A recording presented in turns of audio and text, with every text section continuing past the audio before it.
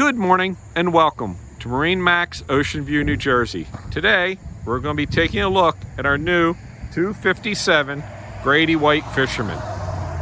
We'll take a look at the outside, we'll get inside, and take a look at how we option this boat.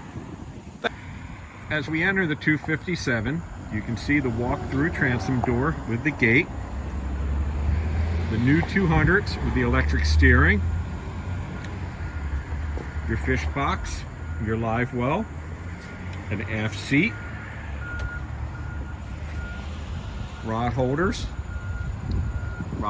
across the hard top, underside of the hard top, color matched to the hull, your spreader lights, tackle station with bucket storage, helm ready for electronics.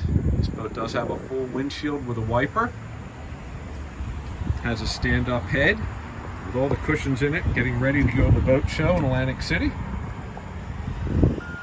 Your forward seating with backrests. The windlass is standard on this boat. Seating in front of the helm. Stereo system, there's the speakers.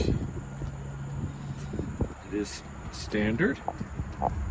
Rod storage on the side. This is the 25 Fisherman by Grady-White. One of our best running boats. Please call us with any questions. Thank you.